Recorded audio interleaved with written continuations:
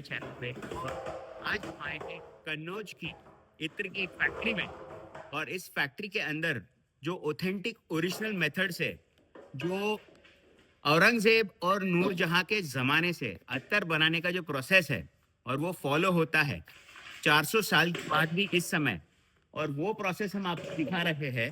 जैसे आप देख रहे हैं, बड़ी बड़ी देग है, इसके अंदर इस समय मिट्टी भरी जा रही है। मट्टी होती है, ये जो सूखी मट्टी है, इसे देग में भरा जाएगा।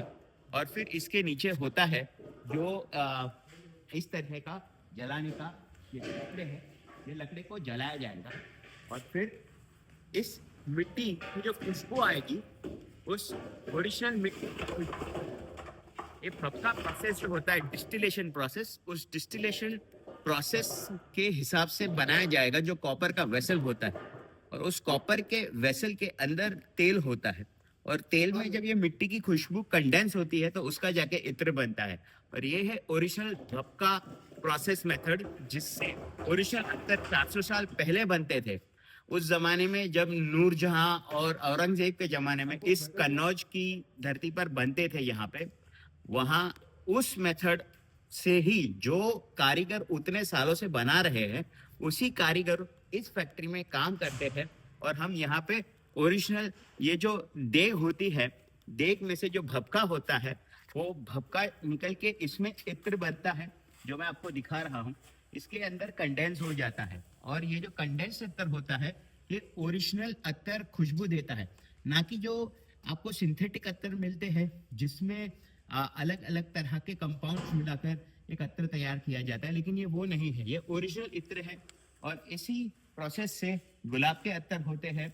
और यदि आप अगर इसकी खुशबू लेंगे ना, तो बहुत ही लाजवाब खुशबू आएगी इसके अंदर। तो ये जो खुशबू है, ये खुशबू भी आपको ऑथेंटिक स्मेल देगी। You will get a very authentic fragrance of attar. मैं आपको बता नहीं सकता बाय वर्ड्स के किस तरह की खुशबू है इसके अंदर। It is very good, smells earthy. और ये अर्दी अत्तर है। अब ये जो प्रोसेस आपको दिखा रहे हैं, ये अब देग को बंद करने का मिट्टी का जो प्रोसेस है वो चल रहा है।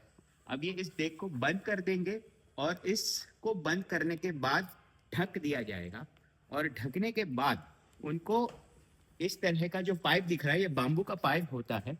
इससे बाम्बू के पाइप को इससे जोड़ा जाएगा, ताकि जो इसमें खुशबू है और जो वेपर्स है, वो वेपर इसमें से पास होके ये देग के अंदर, जो हमने आपको बताया, ये कॉपर वेसल है एक तरह का, तो इस देग के अंदर आके वो खुशबू जमा हो जाती है। और फिर वो स्मेल होने के बाद नीचे से यहाँ पे पानी गिरा दिया जाता है। और फिर से 1 बार, 2 बार, 3 बार, 4 बार, और बार बार इसे वो कंसंट्रेशन किया जाता है। और उस कंसंट्रेशन की वजह से आपको बहुत ही अच्छी खुशबू मिलती है।